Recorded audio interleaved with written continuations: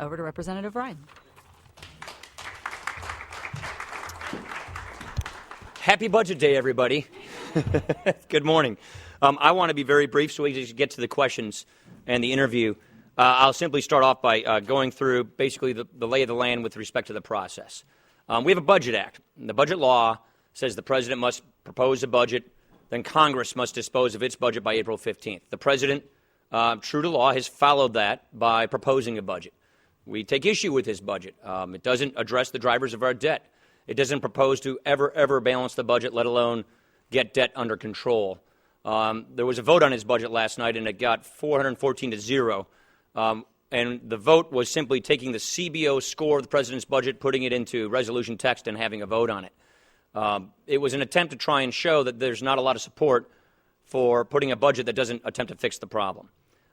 We had a few different budget substitutes yesterday. We had the Black Caucus, the Progressive Caucus. We had also the Simpson-Bowles budget. This morning we're going to have the Study Committee budget and the Democratic substitute, then the final passage of our budget. I want to simply say Chris Van Hollen should get credit for proposing a budget. It's always tempting in the minority not to propose a budget and just to criticize. And so I think it's important to recognize leaders for stepping up and actually making proposals. We did this when we were in the minority on the Budget Committee. I think that's a good process. And that leads me to the final conclusion, which is the Senate has announced for the third year in a row, for over 1,000 days, they're not going to bother doing a budget. Budgeting is one of the core, fundamental, rudimentary aspects of governing. If you're going to govern, if you're going to lead, you must budget. We have one of the most predictable economic crises in this country coming. It's a debt-driven crisis. And so we have an obligation, not just a legal obligation, but a moral obligation to do something about it, to preempt this debt crisis. Our budget, the Path to Prosperity, is our attempt to take these core principles and preempt a debt crisis. We think the key components are to get spending under control, reform our entitlement programs so that the promises can be kept to current seniors, and in order to do that, you have to reform it for future generations. And the other key is economic growth. We need policies that grow the economy to get people back to work. That helps with revenues, that helps with growth, and that helps reduce spending. So with that, I appreciate it, and why don't we just get on with it? Thanks for joining us. Good morning. Chairman doesn't have a lot of time with us, so we're going to get right into questions, and we're going to get to audience Q&A. I want to leave enough time for you folks to ask your questions as well. Let's start broad, and then we'll go a little bit deep. How close is the United States to fiscal crisis? Well, we bring a lot of people to the Budget Committee to ask that question. We bring economists, international fixed income experts. They tell us it's about 2 to 3 years. Nobody knows the answer to this question. If Europe gets its act together, I think that credit markets are going to really focus on us very quickly. You also have the question about what's the Federal Reserve and all the QE, what's going to end up with that. At the end of the day, because we're the world's reserve currency, it gets us time and space. It's buying us time, which is precious and few, which we think we ought to utilize to fix this problem. But I personally am banking on we've got about 2 years before this thing gets really ugly. Ugly means the credit markets turn on us, our interest rates spike, and we could have a real economic problem. Well, since the debt crisis over the summer, the debt limit debate, the United States has not seen a decrease in demand. Right. It's not had a reaction to the loss of the AAA rating. Why do you think the markets are simply holding off on this? I mean, what do you know that the markets don't know right now? What I get from people who I ask who are probably the markets, there are a lot of different people who are the quote-unquote bond vigilantes. And what I get is the common story is this. You Americans are not a parliamentary system. So you have divided government, the way your system works. So they realize we're at an impasse politically. We're not a parliamentary system like the European governments where they have either a coalition government or one-party ruling so they can change things quickly. And we're the world's reserve currency. So right now we're the safe haven. They know we have extra tools that other countries don't have. And so my guess is they're waiting through the election. And from my perspective, I want to show that at least one half of our political system, the Republican half in our two-party system, is getting serious about this, is actually putting specific ideas on the table on how to get debt under control, how to cut spending, not punting to some commission, not doing some backroom deal negotiation, which never actually gets at the structure of the program, but real ideas, taking votes, introducing legislation. And what we're hoping to do is buy us time. And what I get from all of these experts who say, We're going to wait for this election, and then after the election, if America doesn't start buckling down and actually really fix this problem in 2013, the going could start getting rough. And that's the theory that is often given to me, and I'll just leave it at that. We could spend a lot of time talking about what the better bet than America would be right now for an investor, but let's actually talk about... Well, I think it's a better bet because I think we'll get it right. I think we'll fix this problem. I think we're the safe haven. I think we have a better labor markets, a better economy, better resources. We have everything wired to get back to prosperity, back to limited government and economic freedom. I think we're primed for that. I think most people are willing to bet on that. And I think because of our reserve currency status and because they think we will get our act together, Winston Churchill once said the Americans can be counted upon to do the right thing only after they've exhausted all other possibilities. And I think we're kind of getting to that moment. So I think we're the safe bet, and I think we're going to fix this thing, but I believe we have to get through an election to do it. Let's talk about some of the specifics. Your plan relies on closing loopholes, on eliminating some tax expenditures. You've been unwilling to talk about which ones. You're leaving that to Ways and Means. Break that mold here. There's 200 of them. Give us one or two. So what we want to do is have open hearings about which ones are worth keeping and which ones aren't. Breaking the mold, what I would say is we should, in addition to talking about what tax expenditures are there, we should also talk about who gets them. And that's where I think we should focus on. Who gets them? If we want to talk about the top 1% of tax rate payers, of taxpayers, they get about $300,000 on average of tax shelters, of write-offs. Take away the tax shelters, subject more of their income to taxation, you can lower everybody's tax rates. So to me, the what is important, various tax expenditures, but the who is probably most important. And who should be getting these kinds of benefits or not. There is fiscal space left in the tax code with the kind of construct we're talking about to have things in the tax code that we want to keep, that we have consensus on. That's what Ways and Means wants to do, is get into that consensus. They have a series of hearings and listening sessions they're going to conduct throughout the summer. That's a process Dave Camp is about to engage in. So it would be premature to say what the conclusion of that process will be at this time. But I'm sure you have some in mind. Yeah, to me it's the who. And the way I look at it is, a person in the higher tax brackets, they can shelter a lot of their money from taxation through loopholes. So for every dollar parked in that tax shelter, it's taxed at zero. Take away the tax shelter, and under our thing, then they will be taxed at 25%. Mm-hmm. So you actually get more of their income subject to taxation, but you lower rates. Why do we think lowering tax rates is important? Where I come from in Wisconsin, 9 out of 10 businesses file their taxes as individuals. Throughout the country, 8 out of 10 businesses file as individuals, subchapter S's, partnerships, LLCs. And their rate, the top effective tax rate, is going to go to 44.8% in January. That's what the president's budget proposes. That's economic suicide. I mean, where I come from overseas, which we mean Lake Superior, the Canadians in January just lowered their tax rate on businesses to 15%. And so we're going to raise the top tax rate on our successful small businesses, the people who have 200 to 300 employees, to 45. We're manufacturers, and manufacturing, you compete globally. And so we have to keep a mind on, when you have more complexity in the code, more loopholes, more winners and losers picking, which both parties have done this. I've been on the Ways and Means Committee for 12 years. I've watched it happen. It is economically inefficient, and it means higher tax rates. So to me, let's clear the stuff out, lower the tax rates. It's fair, it's simpler, and it's a whole lot more competitive. Okay, well then you don't want to talk about specific items within the code, but let's look at it this way. The 200 loopholes that there are generate about $1.1 trillion in revenue lost to the federal government. Yeah. Okay, your budget requires a heck of a lot more money than that to pay for the reduction in tax increases. No. So I'm not sure what numbers you're getting into, but we raise around, I'm just going to round the numbers, we raise about $1 trillion in income taxes, and we quote unquote spend. I don't think the philosophical premise of tax expenditures and spending it, we don't spend through the tax code because it's people's money in the first place, but the tax expenditures are about $1 trillion as well. That's really inefficient. So what we release through the tax code, through expenditures, we raise about the same amount of money. That's extremely inefficient. And the thing we got to remember is, most other countries, industrial nations, have a different type of tax system than we do. I'm not just talking about corporations, but businesses are typically taxed the same. And we have a system where businesses are more taxed under the individual side of the code than a business side of the code, unlike most other foreign countries. We have to get our minds around that. We have to understand that this kind of a tax system is really uncompetitive.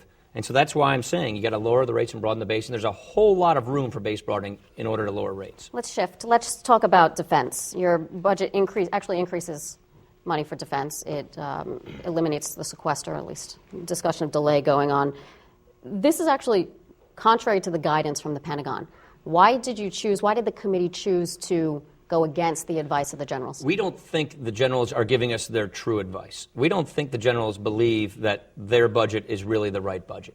I believe that the president's budget, by virtue of the fact that when he released his budget number, about $500 billion, the number was announced at the same time they announced the beginning of their strategy review of the Pentagon's budget. So what we get from the Pentagon is more of a budget-driven strategy, not a strategy-driven budget. We take $300 billion out of the defense base. So if we're using apples to apples, Leon says that he's cutting $487 billion out of defense. We're cutting $300 billion out of defense, out of their baseline. And so we do believe money can be taken from the Pentagon. Any agency that gets $700 billion a year, when you add it all up, is going to have waste and inefficiencies, procurement and all the rest. We want to get savings there too. But let's not forget we're at war. Let's not forget we're stretching our Guard and Reserves, who have multiple call-ups very far. We have end strength issues. We have equipment issues. And we have a dangerous planet. We have a dangerous world. And so we don't want to have a budget-driven strategy that hollows out defense, which we think the president's budget does. So we keep defense spending level, which is about $4 billion above where the president's budget is. And then we have 0.25% real growth after that. So the increase is 0.25%. So it's really sort of flat funded. And we believe that puts enough pressure on the Pentagon to get rid of the waste and the inefficiencies while also giving the troops what they need and the equipment they need to be safe and successful. I want to go back to the first thing you said. You don't believe the generals? I mean, this is not an Obama defense budget. We saw all of the combatant commanders. We saw all of the service chiefs stand up and say, this is actually what we need. And this would not be the first time. This would not be odd for a defense budget to decline after conflicts. Agree. So what I believe is that this budget does hollow out defense. I believe this budget goes beyond where we ought to go to have a strong national defense to keep people safe. I think they're using budget gimmicks as well. They're pushing the Joint Strike Fighter out to another 5-year window, keeping the number of planes they want to buy, but stretching it out, which means it costs more per copy. They're plowing base spending into the supplemental.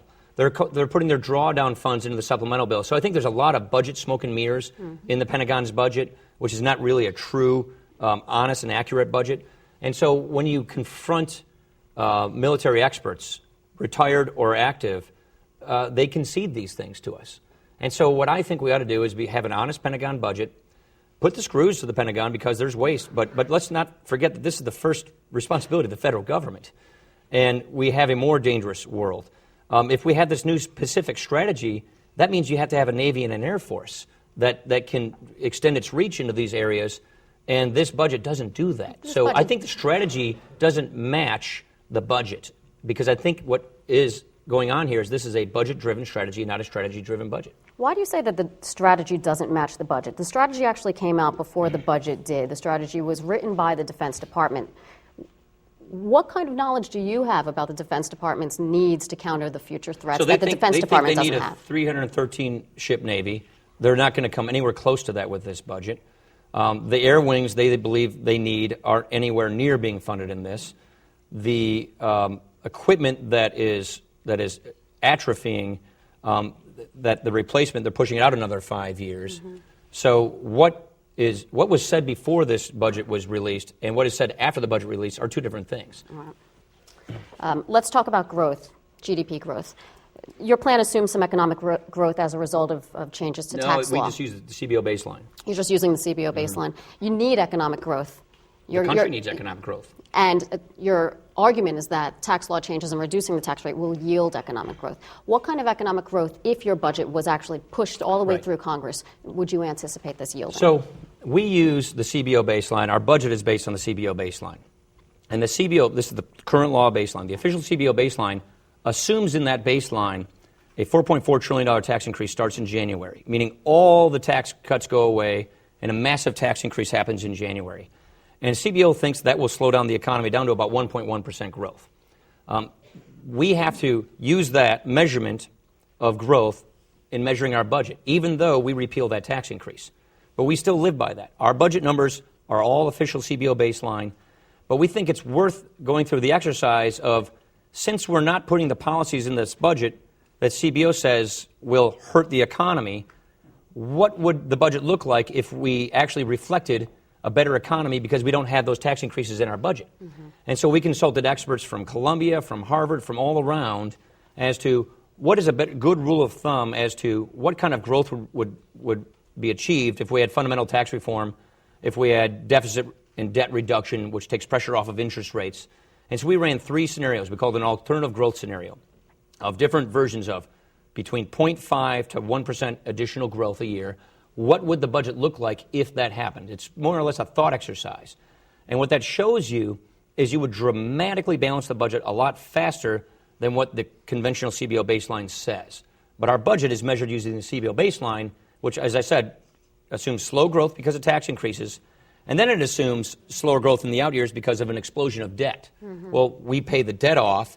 We don't have the tax increases, but nevertheless, we use the measurement that assumes those things, take those assumptions out, and what we're trying to show is you'll get faster economic growth. And with faster economic growth, people going from unemployment to actually collecting a paycheck and paying taxes, you get more revenues into the government, you can balance the budget a lot faster. So the point I'm trying to make is we need a combination of economic growth policies and spending cuts and entitlement reforms to get debt down, to get this country back on track.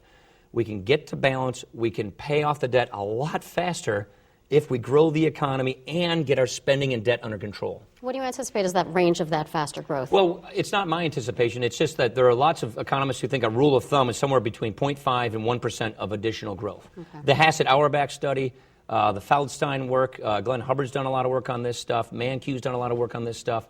So we cite a range of different studies that show you between 0.5 and 1% additional growth could be achieved if Congress enacts the right kinds of policies. 2 Romney advisors. Which ones? Hubbard and Mankiw. Oh, Let's okay. go to the audience. Do we have mics anywhere, or are we just standing up? Okay, we've got some in the front, please. Nope, that's fine. Okay, sure. Hi, Justin Schaefer with Republican Main Street. Good morning, Congressman. Morning. I was watching the House floor yesterday, and you heard the buzzwords, end Medicare as we know it, vice versa. And how do we educate the public that the real drivers of the debt are not foreign aid, waste, but the big 3 entitlements? Right. How do we extend that dialogue So here? if you watch it, I have this chart that CBO puts out that shows how 3 programs, Medicare, Medicaid, and Social Security, eventually just consume 100% of revenues. You throw interest on top, which you have to pay interest, they consume 100% of revenues by 2025. And it's not an insidious plan by one party over the other. It's just demographics and health inflation. It's both parties made a lot of promises to people that the government can't keep. GAO says it's about $100 trillion worth of promises being made to today's Americans that the government's shy of covering. And so the sooner we acknowledge that, the better off we're all going to be. The more we can convert these empty promises into, made promises instead of broken promises. That's what we're proposing. The 2 words you hear are balance and end Medicare as we know it. Well, PolitiFact.org said the end Medicare as you know it charge was the lie of the year of 2000. Okay, why is that? Because what we're saying is preserve the current Medicare system as it's known today for current seniors and people nearing retirement. And then for people who are younger, 54 and below, convert to a system of premium support, much like what the Bro-Thomas and Bro-Frist Commission recommended, much like what Ron and I have been saying, what Alice Rivlin and Pete Domenici have been saying, which is you get a list of guaranteed coverage options that are guaranteed, that you can't be denied. And there's a competitive bidding system that makes sure that your benefit keeps up with the price of the insurance. And you also have the choice of traditional Medicare fee-for-service alongside that. And then Medicare subsidizes your premium based on who you are. If you're a low-income person, 100% subsidy, total out-of-pocket coverage. As you get sicker, more subsidy. And a wealthy person gets a much lower subsidy because we think we should means test the program. Doing it this way, using choice and competition, having premium support with competitive bidding, guarantees affordability and solvency to the Medicare program, and allows us to cash flow the current commitment to current seniors. We think it's smart. We think it's important to do it this way, and it's gradual so that you don't end up with a debt crisis where you have severe disruptions in people's lives, because Medicare is the biggest driver of our debt. If you solve the Medicare puzzle, meaning save and strengthen the program, you dramatically improve your chances of averting a debt crisis. Now, on balance, people say you need a balanced approach. Here's the problem. Spending's the problem. Our government spending as a percentage of our economy is at about 24% right now. It's historically been at 20%. It's going to 40%, and then it goes to 80% over the course of the century. By the time my kids are my age, the size of our government goes from 20 to 40% of the economy. Our revenues, if they even try to keep up with that, will crash this economy. So the spending is the problem, and if we simply try to chase this higher spending line with higher revenues, you'll end up shutting down the American dream, the American economy, and you will consign the next generation to a clearly inferior standard of living. And this is why we say we got to keep our mind on economic growth.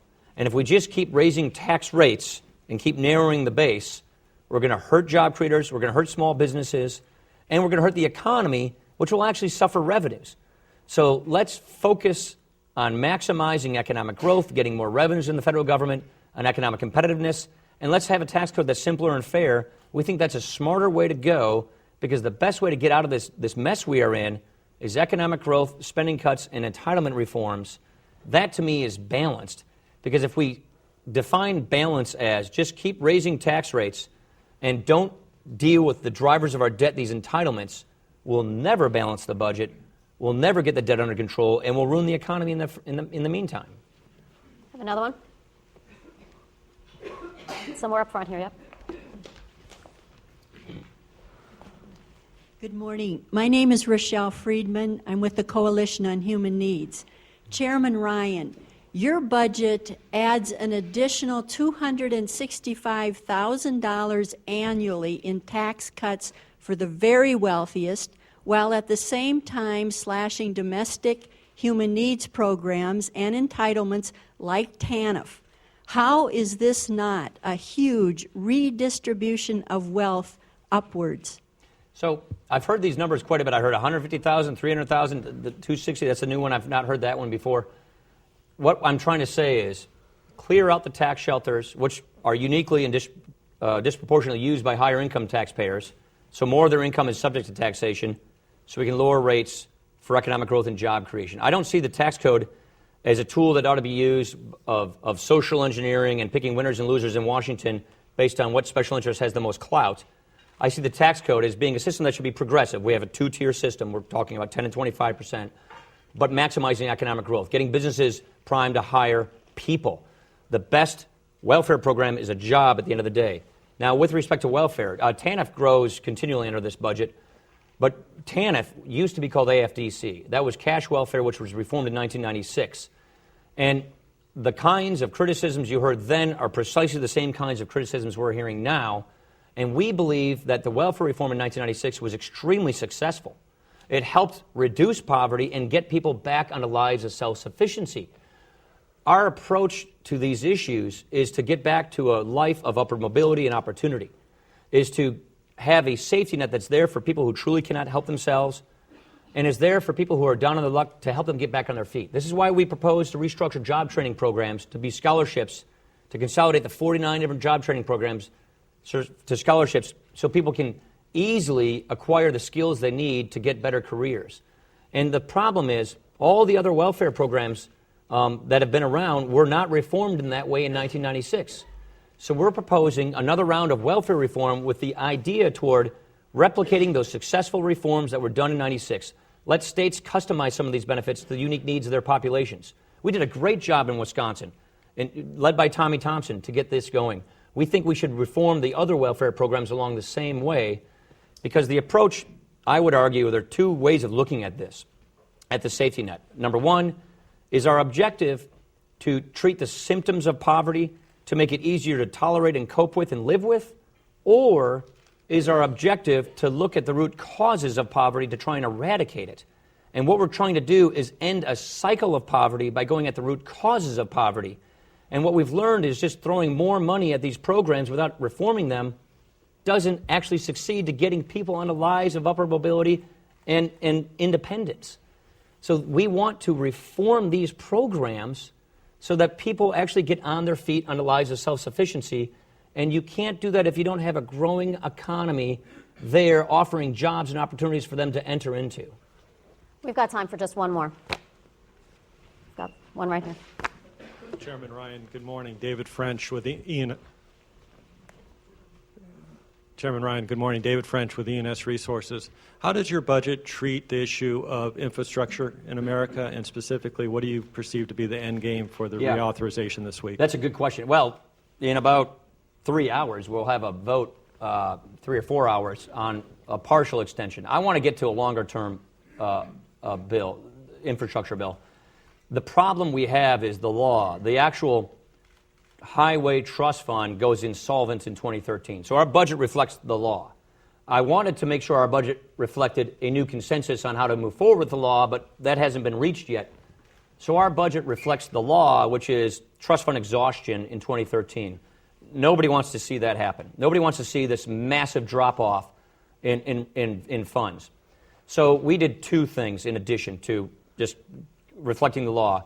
We have a new form of revenue stream coming into the Highway Trust Fund from oil and gas exploration, revenues from that. Now, that stream of revenues takes a while to kick in. Once it kicks in, I think it's going to be far more than the estimates show, and it'll show a new stream of revenues coming into the Highway Trust Fund. The other thing we did, and John, Mike, and I worked on this together, is we created a reserve fund in the budget, which allows us to change the aggregates once a bipartisan infrastructure bill is agreed to, so that our budget can adjust to that new agreement. The key is this. The way the highway bill was written in the past, it based its obligation limits on projections of gas tax revenues. Well, gas tax revenues came in under those projections. And if you have a trust fund works like this. Revenues come in, and you can spend up to those revenues. Well, that's how we think trust funds should work. So what ended up happening was, over the last number of years, about $35 billion was rated out of the general fund, bonds, Treasury borrowing, to go into the Highway Trust Fund. We can't keep doing that. If you want to have a real trust fund, you got to operate it like a real trust fund. And so what we're saying is, if we want to not have this cliff of dropping obligations of contract authority, you've got to come up with offsets to pay for smoothing that line out. And that's what the reserve fund is there for, to accommodate a compromise that comes with a pay-for to keep the Highway Trust Fund whole and solvent and not have a cliff of obligation limits, which could really disrupt our infrastructure. I'm told that I'm wrong, that there's time for just one more. Let's go this way. Hi. Sorry. Congressman Ryan, Jeff Spross from Think Progress.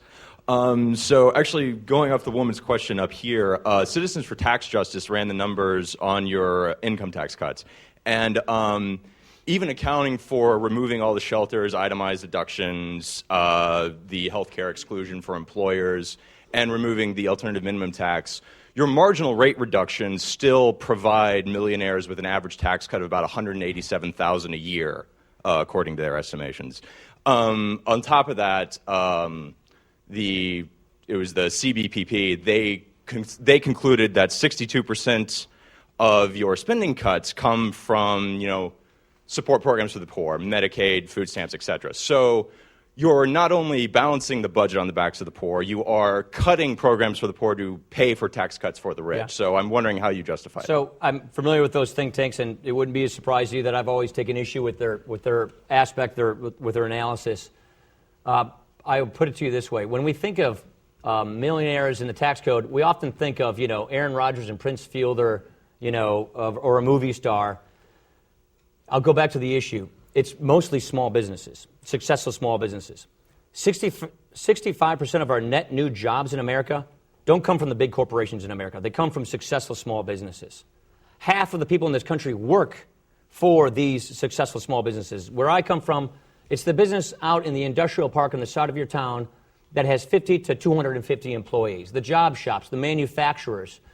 Those are the people who are struggling right now to create jobs. And their tax rate is subject to go up to as high as 44.8% in January, when most of our national competitors, China, India, England, Ireland, Canada, are lowering their tax rates on their businesses. So we're looking at raising our tax rate on these businesses to as high as 45% when the international average is about 25%. And I would also argue it's not a fair system because no two businesses are the same with respect to their taxes, even if they have the same amount of income. GE, a corporation, which is different than a sub S, had a lot of tax liability, had a lot of income, but no tax liability, legally. But UPS, another really big successful business in this country, paid, I think, a 34% effective tax rate, while their competitor, DHL, a German company, paid 24%. We're saying let's equalize it. Let's make sure that everybody pays the same tax rate based upon the amount of money and income they make, whether they're a business or an individual. We think that's fair, we think that's simple, but we think it's better for jobs. Now, with respect to these programs you mentioned, they're growing at unsustainable rates. Food stamps have quadrupled over the last 10 years, and that's in excess of accounting for the recession. We have to remember that if we just keep these programs on this unsustainable path, then they will crash. Then we'll have a debt crisis. Then we will not be able to actually service these people because under a debt crisis, you're cutting indiscriminately across the board in a very, very ugly way because you have to cut current people on these programs. That's what they're doing in Greece. That's the disruption that's occurring in people's lives. So what we're saying is let's get ahead of this problem. Let's preempt a debt crisis, and let's get these programs working better so that they're growing at a more sustainable rate. But more importantly, let's not buy into this notion that all the ideas, the best ones, come from bureaucracies in Washington. You know, our states have a better idea on how to help people. You know, subsidiarity, the idea that government close to the government governs best. I really believe we should give more power and authority to the states to customize these benefits to meet the unique needs of their populations. I live in Wisconsin, in Janesville. It's a whole lot different than New York City. But why should they have the same exact cookie-cutter, one-size-fits-all rules that tells people in my state how to fix these programs and help people like they are in New York City? Because they're different problems. So what we're trying to say is let's replicate those successes of the 1996 welfare reform. Let's empower local communities to actually help people. And at the end of the day, if we keep growing government and spending and borrowing and debt so much, you end up crowding out those social intermediary institutions. You crowd out civil society. You displace those key common bonds of communities working for the common good, like churches and charities and civic organizations. If you're taxing people so much, if your debt is getting so high, you're going to make it much more harder for civil society to operate and help people who need it. And that's why those are the principles we use in applying this.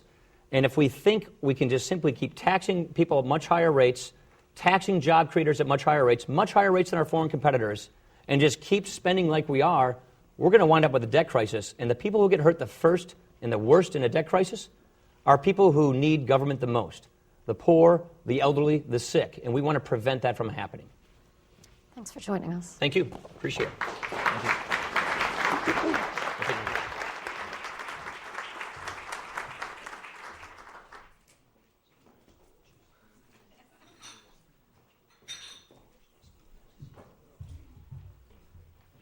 Thank you.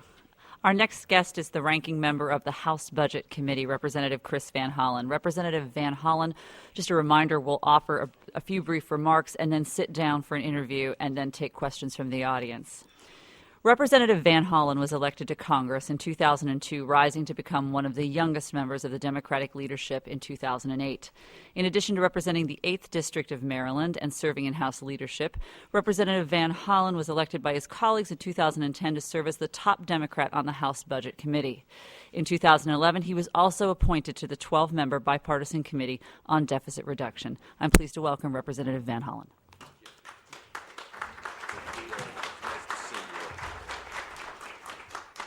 Thank you very much. Thank everybody for joining us today, and I want to thank the National Journal for bringing us all together. You picked exactly the right time to be talking about this issue, since we debated the budgets on the floor yesterday, and of course we have the votes today. I also want to take a moment to thank Paul Ryan, because as chairman of the Budget Committee, I think he's conducted the proceedings in the committee and on the floor with civility and with professionalism. So I'm grateful to him for that, because we do have very deep differences in approach But I think it's important that we make those differences known in a civil way, and I think on our committee we have accomplished that objective. And let me begin by talking about some of the reasons we have deep differences over the Republican budget, and then talk a little bit about the Democratic alternative. We're here at a very important time in our country. I think we all know that because of the extraordinary actions that were taken over the last 4 years, as well as the tenacity of the American people and the tenacity of small businesses. We've gone from an economy that was in total collapse to one that is slowly recovering. Still fragile, but headed in the right direction.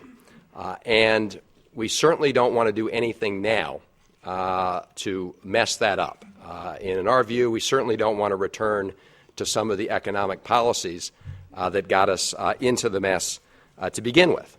And we are concerned that the Republican budget does that it disrupts the fragile recovery and undercuts investments that are going to be important for the long-term economic strength of the United States of America. Just to give you a couple of examples, in the area of transportation, which is an area we're debating on the Hill right now in addition to the budget, the Republican budget proposes to cut transportation funding by 46% next year. That's what's in their budget right now. We have 17% unemployment in the construction industry. We have lots of roads and bridges and transitways that need to be modernized. It seems to be a no-brainer that we would make those important investments, not just now, but also have a long-term transportation plan. That kind of plan is proposed in the President's budget. It's proposed in the Democratic budget, but it's not part of the Republican budget. And that's just one example of the kind of investments that we should be making. And as a result of some of the cuts that the Republican budget proposes in the area of transportation and other things in the near term, many independent analysts, including some you're going to hear from on your next panel, have estimated that the Republican proposal will lose up to 2 million jobs over the next 2 years. If you combine the kind of cuts and investments I'm talking about, along with the elimination of some of the enhanced earned income tax credit and child tax credit, that would be less spending power from many people who are at the lower end of the income scale, who spend more of the dollars they have, and that spending is important during a time of economic recovery. They would cut a lot of that. And that's one of the reasons you find that these analysts have made those projections. So rather than taking measures that could slow down and jeopardize this fragile recovery, we believe we need to focus on jobs and getting the economy moving as we put into place a long-term deficit plan. And they're clearly linked. The Congressional Budget Office estimates that one-third of the current deficit, the deficit for fiscal year 2012, is due to the fact that the economy is at underemployment. That if we're in full employment, the deficit would be a full one-third lower than it is today. So that's why it's so important to focus on that component. Now, for our long-term growth and economic soundness, we need to put in place today a credible plan to reduce the deficits and the debt. And the question is not whether we need to do that. There's agreement on that. The question is how. The question is what choices we make in that process. And there are very big differences.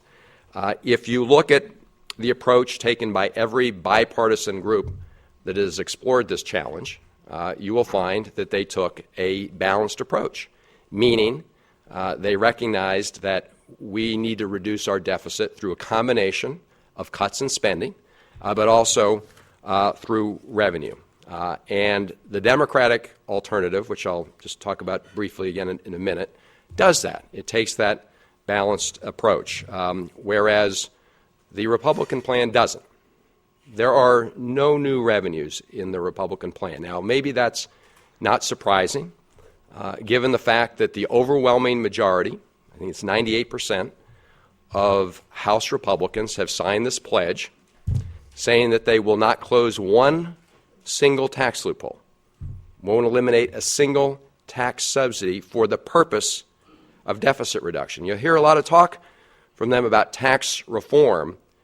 The difference is the bipartisan groups that looked at tax reform said, let's do tax reform in a way that can broaden the base and reduce the rates, but let's use a significant amount of revenue generated in the process to help reduce the deficit.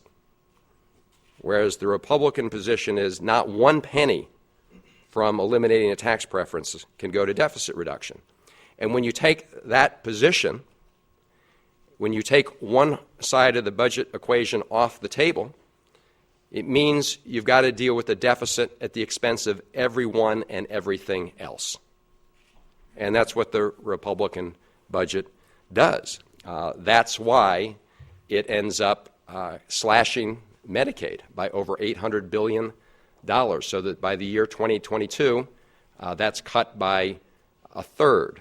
And Medicaid, just to remind everybody, 2/3 of that money goes to help support nursing homes and disabled individuals. That's why the Republican approach cuts the Medicare guarantee.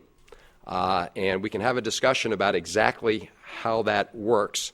But the reality is that seniors on Medicare would be getting the equivalent of a voucher, and that voucher would decline in value relative to the rising costs of health care. So their purchasing power declines significantly, and all the risk of rising health care costs is put onto seniors under that plan. They also dramatically cut our investments in higher education. They cut deeply into the food and nutrition programs, a whole set of cuts that we believe will make it harder for us to accomplish our goal, for the United States of America to accomplish the goal of out-educating and out-competing and out-building the rest of the world, which we have to do in this very competitive international economy. That's why we take a balanced approach. We make some tough cuts. We adopt all the cuts that were made as part of the Budget Control Act. We propose additional cuts in the area of mandatory spending. But we also propose additional revenue. We propose additional revenue from having the tax rates on the very high income earners go back to where they were during the Clinton administration. We have revenue from closing a lot of the corporate tax preferences. And all told, like the President's budget, we have about $1.5 trillion in revenue as part of our budget. In fact, our budget adopts pretty much the framework of the President's approach. Not every detail, not every recommendation, but the overall framework that the President took in his budget.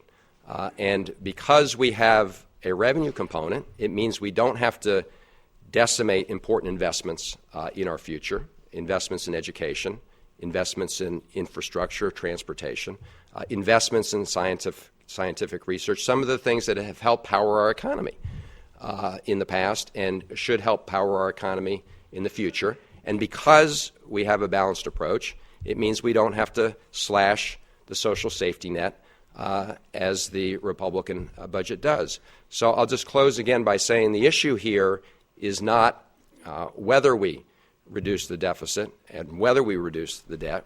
We have to do that. The question is what choices we make in the process. And we believe that the right approach is the approach taken by various bipartisan groups that bring a balance to the equation, looking both at the spending side of the equation, but also the revenue side of the equation. And with that, again, I thank you for the invitation and look forward to any questions you've got.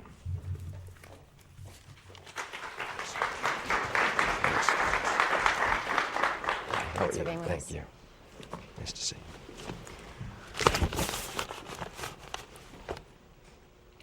So we're going to start by fast forwarding a little bit. I want you to bring us to the November-December time period and tell us how this sequester mess plays out. Well, we have a convergence of at least three major fiscal events, right? One is the sequester. One, of course, is the expiration of the 2001 and 2003 tax cuts, all of them. And then we also have the looming issue of the debt ceiling, where we're currently scheduled to hit the debt ceiling probably sometime at the end of next year. We may be able to, end of this year, we may be able to manage it into the early months of the following year. So the convergence of those events hold a couple possibilities. One possibility is that it's an action-forcing event that produces a positive result, where you could get an agreement that deals with the question of the taxes together with the sequester. After all, the sequester is about $1.2 trillion in deficit reduction. Our budget, the Democratic alternative budget, which we'll have on the floor of the House today, like the President's budget, eliminates the sequester and replaces it with $1.2 trillion in deficit reduction by taking this balanced approach. Now, at the end of this year, under current law, as I said, all the tax cuts expire. That's about $5 trillion compared to current policy. Right. So you have the ingredients for a deal that could take a balanced approach along the lines of various bipartisan commissions. The question is whether or not in that short period of time after the election, Congress would be able to deal with that, or whether you'd really have to have that spill over into the first couple months of the new administration. I think that if you don't get a longer-term agreement during that period of time, the lame duck session, which would be difficult if tax reform is going to be a part of this equation, right. That you're talking more likely having to address this in the early months of the next administration. Although, again, we'd all like to do this, just to be clear, we'd all like to do this sooner rather than later. But that ability to get the balanced approach has so far escaped us for the reasons I said earlier. So this is the Budget Policy Summit, so let's rewind and talk about the budgets that are on the floor today. Okay. The Ryan Plan, which almost everyone thinks is going to pass the House, has been criticized as a really not serious approach because of the tax policies that it promotes. The Democratic plan is also seen as a not very serious approach because it adds $6 trillion to the deficit. So the question is, why did you not take the opportunity to go far enough in addressing the structural problems of the social programs that are really driving at least half of the problem? Well, I'm glad you asked that. The Democratic budget, just to be clear, takes us down from a deficit which is over 8% of GDP today to under 3% of GDP by the year 2015, and keeps the deficit under 3% of GDP for the remainder of the period and stabilizes the debt as a percentage of GDP. So we stop the sort of rapid increase in the deficit and debt. We stabilize that during the end of the period. Now, the issue of dealing with Medicare has been an important question in this debate. And I had a chart with me, but I didn't end up bringing it in. But it's a very useful chart because it was a chart that was offered by the chairman of the committee, Paul Ryan, during our budget markup. And what it showed was that with respect to Medicare, which is obviously a driver of future costs, that the plan that he laid out, that Paul Ryan laid out, and the plan that the president has proposed, and the one that's adopted in the Democratic alternative, actually have the same cost trajectory on Medicare. Those lines are the same. And the question is how you hit that cost trajectory compared to the projected increase in health care costs. Mm-hmm. How do you deal with that gap? And the Republican proposal, as I said, gives you a voucher and puts the risk on the seniors. The approach that we've taken is to try and change the incentives in the Medicare program to put more focus on rewarding people who deliver value care, quality of care, rather than the quantity of care. In other words, you don't pay the hospital every time someone gets readmitted to the hospital on the same the same condition. And we've already begun to implement some of those things. There are other mechanisms in the Affordable Care Act that do that. There are backstop provisions to also bring down those costs. So we have very different approaches, but interestingly, the chart presented by the chairman of the committee showed that the cost trajectory for dealing with those costs was actually the same under both plans. So we do address those issues. We're going to need to do more. These are 10-year budget windows. We'd get projections, way out into the future, but we're going to have to take this one step at a time. The first step was to stabilize the debt. We do that. None of the budgets we've seen over the past week have adequately addressed Social Security. Why is everyone avoiding Social Security? Well, I think the best approach to Social Security, and this is an issue that we discussed actually in the super committee, and I'm disappointed we didn't address some of these issues in that context. You really need to take the approach that Ronald Reagan and Tip O'Neill did back in the 1980s, which is a bipartisan approach. I think that the model for how you get this done is out there. But you're right. I mean, that issue is not specifically addressed. Now, I would point out that the Social Security Trust Fund is 100% solvent between now and the year 2037. If Congress takes no action between now and 2037, Social Security beneficiaries would take about a 25% reduction in their benefits. So it is a significant issue that should be addressed. The sooner we address it, the better. But I do want to make it clear that the Social Security Trust Fund, as of now, is solvent, projected to be solvent by the trustees 100% until that point. Without addressing Social Security, though, why should anyone really look at any of the budgets that are at play right now as anything more than just political documents? Well, unfortunately, for the purposes of this year, in other words, for action in Congress through the remainder of this year, I think the parts of the budget that are going to be potentially acted upon are really are the portions that deal with discretionary spending through the Appropriations Committee process. And as I think a lot of people in this room know, part of the Budget Control Act that we passed last year, which has $1 trillion over 10 years in discretionary savings, established these budget levels, including for this current fiscal year at $1.047 trillion for all the discretionary spending, spending on ongoing operations of government. Unfortunately, the Republican budget violates that agreement. They came in at a lower number, and that could create complications down the road because I think the Senate is going to stick with the agreed upon levels. I hope that doesn't lead to threats of government shutdown in the fall. We had hoped that by getting that agreement, we would have some stability in the process. But as to the other big pieces of the budget, so taxes, tax reform, how are you going to move forward on some of the bigger health programs, Medicare, Medicaid, these other issues. Those are issues that are going to be dealt with in the campaign. I mean, these are issues for the presidential election. There are major differences of opinion.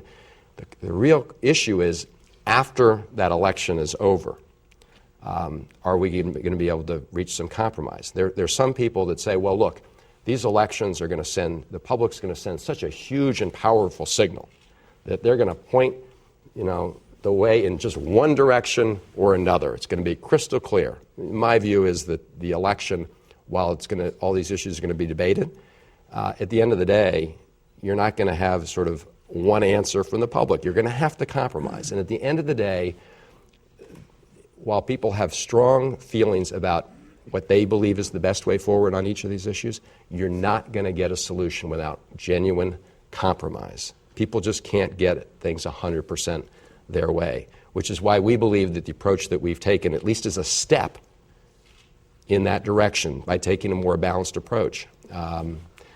We'll come back to the post-election period in a minute, but let's stick with one area of commonality among all of the budgets that we've seen. That is this frenzied popularity of closing loopholes.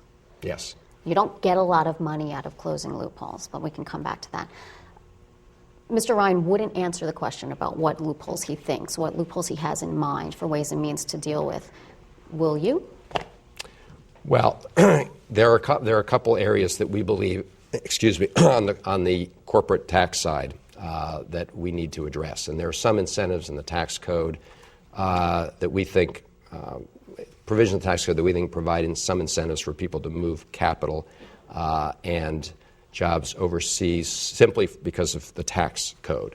For example, the fact that you can deduct your interest on investments overseas here at home in real time, even though you're not taxed on the proceeds of those investments. So there are things, and they're in the president's budget, actually, and we adopt many of them in our budget that we would do right away.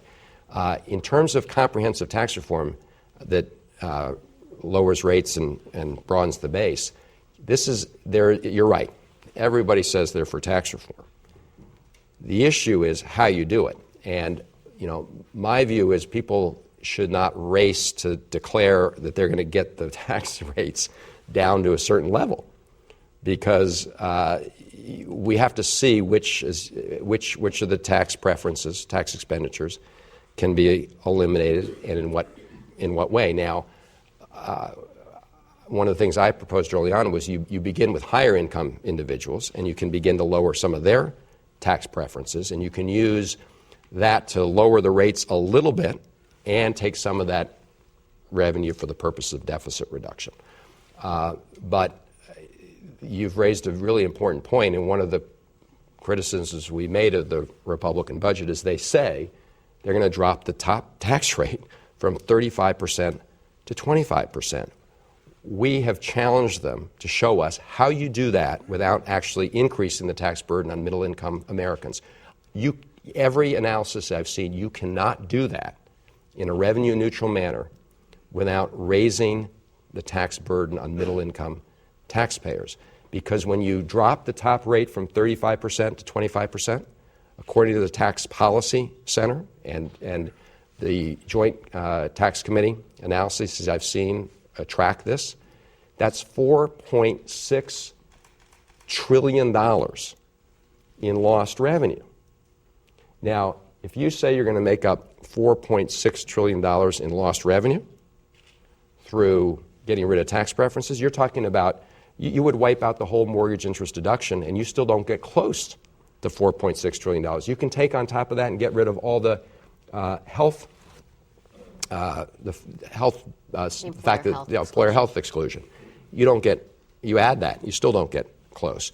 So our view is that in saying that they're going to drop that top tax rate to 25%, they are essentially prescribing an increase in the tax burden for middle-income Americans. Now, maybe you can get the tax rate down a little bit. Now, again, it depends on what your baseline is, not to get too much in the weeds, but under current law, the top tax rate goes from 35 to 39. So maybe under tax reform, you end up getting it to 36. Maybe, depending on how you do it, 35. But talking about getting it down to 25%, not only are you going to increase the burden on middle-income Americans, but you're not going to have any of that money available to go for the purpose of deficit reduction. And every bipartisan group that's looked at this has taken a sizable portion of that revenue from tax reform for the purpose of deficit reduction to get a balanced plan. All right. I mean, the 4.6 is correct. It's 5.4 for the Bush tax cuts. Altogether, the House budget would require $10 billion. You can only get 1.1 out of loopholes. But he did raise an interesting point when he was sitting here, and that's we should be talking about who, not what, we're affecting when we are eliminating tax expenditures. So let's look at it this way. The 5 biggest individual tax expenditures are the exclusion of employer health insurance, as you mentioned, the exclusion of employer pensions, then the mortgage interest deduction, then the Medicare exclusion, and then the capital gains rate. I know where you stand on the capital gains rate. Are those other 4 things something that you're prepared to negotiate on? Look, as part of a comprehensive tax reform plan, I would be willing to look at all those things. The issue is after you deal with the interactions, what's the consequence? One of the principles that I would insist on is that we adhere to at least the current progressivity in the tax code. So as we deal with these different preferences, my view is that we should not raise the burden on middle-income taxpayers relative to higher-end taxpayers, which is why when our Republican colleagues take capital gains off the table, which Mitt Romney and actually the House Republicans have, you're taking off the table the one of the major tax preferences that definitely benefits the wealthiest taxpayers. And so if you're then looking at mortgage interest deduction and the health exclusion, those are tax preferences that help middle-income taxpayers, which is why, again, we've made the point that by dropping the top rate from 35% to 25% and saying you're going to do it in a revenue-neutral manner, you're going to squeeze middle-income taxpayers. So, again, I support the notion of looking at ways to get rid of some of these, to get rid of some of the preferences in the tax code. You have to do them carefully. You can't do anything all at once because that would be a shock to parts of the economy. You'd need phase-in. But the essential principle is also that you don't do it in a way that just increases the relative burden on middle-income taxpayers. I just want to be clear about this one thing. The mortgage interest deduction is one of the most popular parts of the tax code. Is that fair game? Is this something that you're willing to say, okay, if we're talking about tax reform overall, then this is on the table? Right.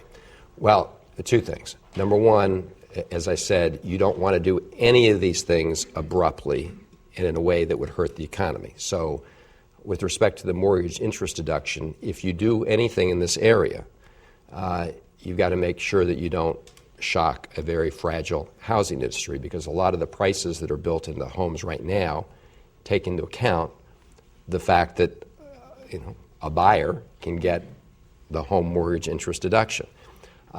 So my view on tax reform is that we should look at all these things. I'm not saying we don't, we can look at all of these issues and see if we can do it in a way where the burden on middle-income taxpayers is not increased. That is the sort of underlying principle that I bring to it.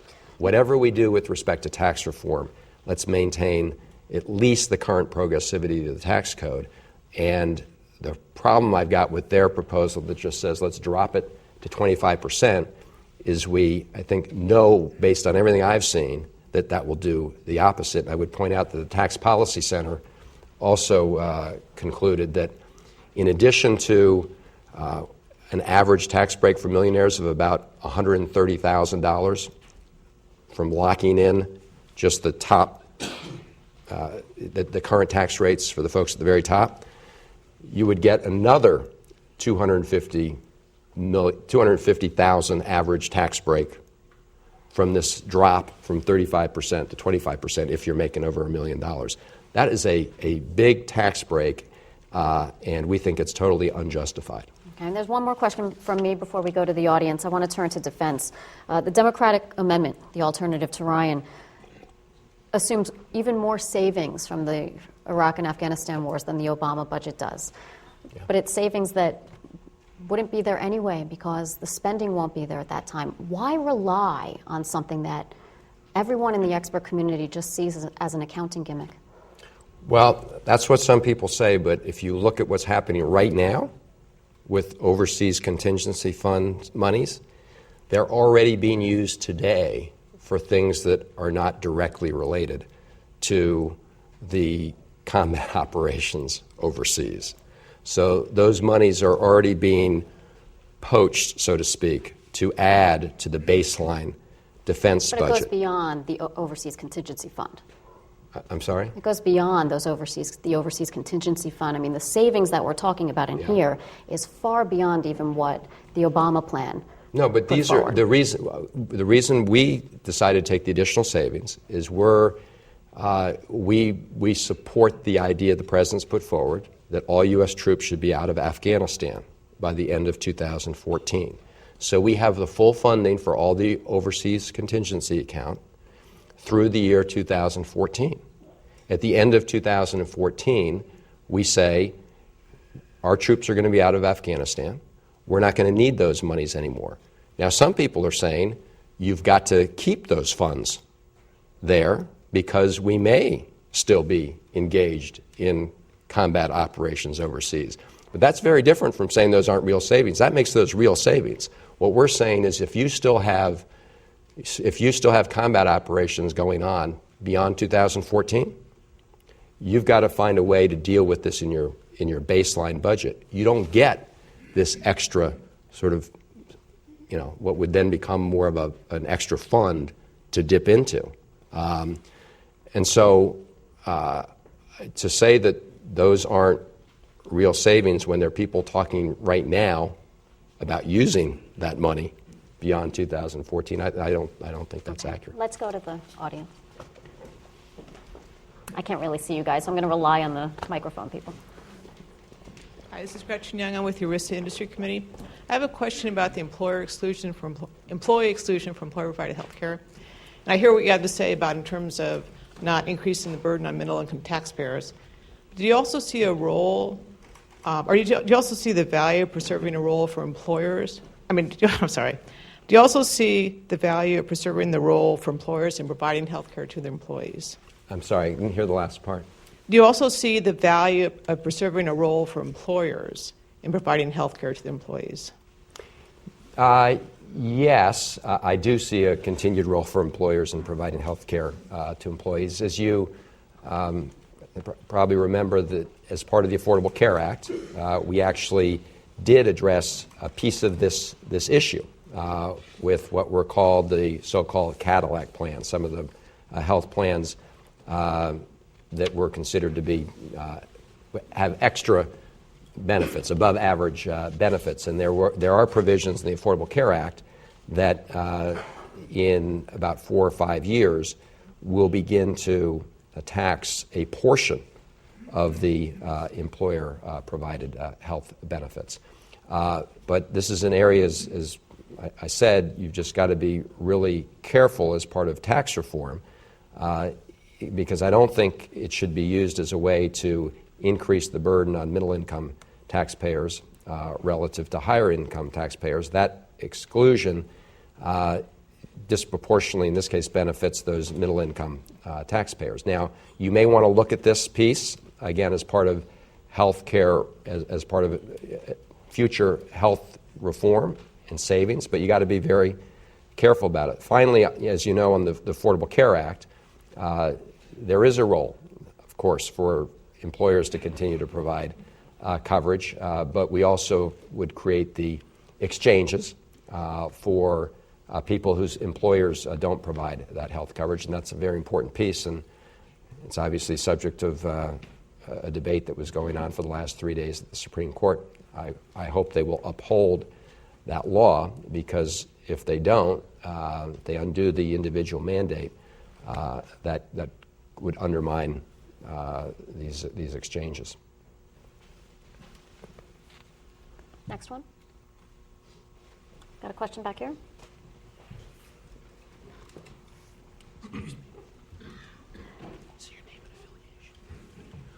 Edward Roeder, Sunshine Press. We've seen that the Greek model sort of doesn't work, and Greece is now largely governed by financial diktats from abroad that are telling them how they must run their country. To what extent does the U.S. model, with its Congress financed by campaign contributions largely from the wealthy, approach a system that doesn't work, given that the wealthy don't want to be taxed? Well, to what extent does our present system of democracy, as interpreted by the Supreme Court allowing money in politics, make it impossible to govern? Well, I don't think it makes it impossible to govern. I do believe that If you look at the Congress today, clearly there's a high degree of dysfunction. I would point out that just a few years ago, many people were complaining that Congress was doing too much, not too little. I mean, whether you loved what we did or hated what we did, passing the Affordable Care Act, the Wall Street Reform Bill, the Recovery Bill, those were all major actions taken by Congress. In fact, it was one of the most productive legislative periods in decades. Now, especially as it relates to the budget, we have a lot of gridlock, and we talked about how certainly I hope that after these elections there are some action-forcing events that could help us resolve some of those issues. Now, with respect to the role of money in campaigns, I do believe we need significant reform. I'm sponsoring many bills to try and reform the process. A series of Supreme Court decisions have made the problem even worse. We're seeing that every day right now through not just super PACs, but the continuation of secret money. Now, one of the things the Supreme Court has been clear is legislation that we can still do is to shine a little sunshine on some of the expenditures that are being made. That's why I introduced the Disclose Act, because much of the money being funneled into some of these organizations, so-called 501c4 organizations, is secret money. It doesn't have to be disclosed. And our view is that voters have a right to know that it's an important part of the political process that we have transparency, that the transparency helps bring more accountability to the process. We passed the Disclose Act 2 years ago in the House, got 59 votes in the Senate. We couldn't break a filibuster. If Senator Kennedy hadn't passed away, the Disclose Act would be the law of the land.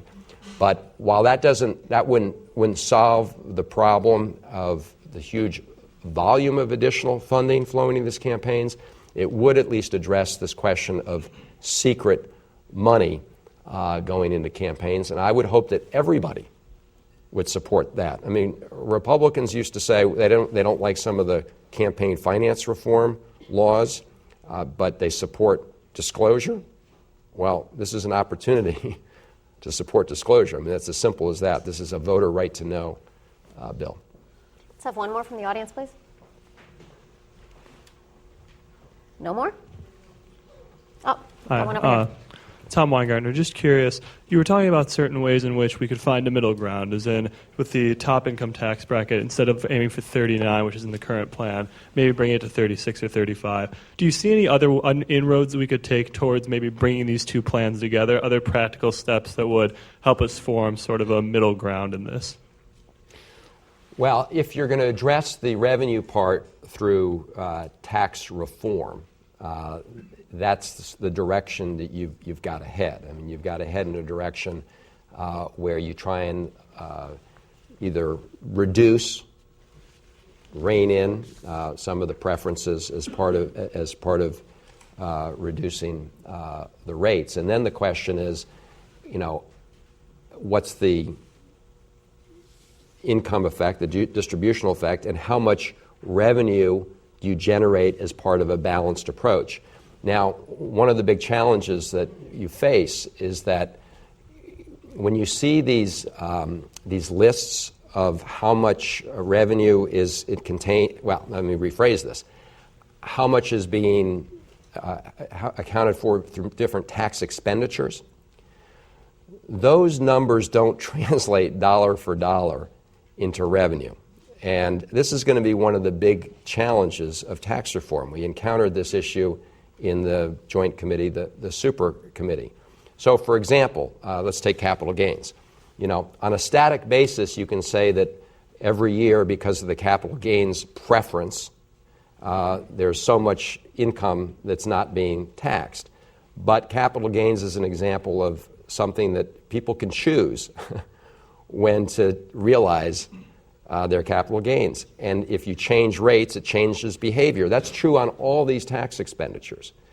And taking into account the interrelationship of all of them is essential if you're going to figure out actually how much revenue you're going to generate. You can't just add up the different tax expenditures, say, well, we got that amount of money and dollar for dollar we can reduce these rates, because it doesn't take into account the behavioral changes of individuals. That's why the Joint Tax Committee has spent an awful lot of time modeling and still has a whole lot of work to do in this area. But it's why people need to be very careful not to say arbitrarily, we're going to cut the rate to 25%, because every model that I've seen indicates that doing that would be financing tax breaks for folks at the top by increasing the tax burden on middle-income Americans. So let's keep doing the analyses. And as I say, and the CRS recently, Jane Gravel at the CRS recently did a very good analysis of all this. Let's see how we can, let's approach this in a fact-based way, not an ideologically driven way. All right, last one from me. All right. So we talk a lot in Washington all over about, well, we just need to get past the election. When we get past the election, next year will be different. There's almost no one who sees the election generating a single-party government. We're still going to be faced with divided Congress. I don't know. I'm not going to speculate on the presidential. But in addition to that, we've also got a market that's not putting a heck of a lot of pressure on Congress to take any real serious action on the debt, on the deficit, on the spending models. Why should anyone in this room be optimistic at all that 2013 legislatively is going to look any different than 2011? Well, that's a good question, and the point in your question was one of the ones, a point I was trying to make earlier, which is that anybody who thinks that the outcome of this election is going to somehow deliver, a message from the American people as to the right answer, I think is deluding themselves. At the end of the day, we're going to have to reach compromise. Now, why might this be different? And the reason it could be different is we have these action-forcing events. You have the end of all the tax cuts scheduled by law to happen. As I said, that's $5 trillion in the mix. You have the sequester, which everybody agrees is the wrong way to reduce spending. And then you have the debt ceiling. It's a very combustible cocktail, but it also has the potential to force people to make the difficult compromises. Let's just take the revenue piece. And I'll make the assumption on the election. I don't know how it's going to turn out, but I believe the president has done a good job, and let's assume that he wins re-election. He's been very clear that we can no longer afford the tax breaks for the folks at the very top. When we encountered this challenge, not this past December, but a year ago, this past December, our Republican colleagues said, well, we're not going to allow you to let the rate on top income earners go from 35 to 39%. And they held all the middle income taxes hostage to that.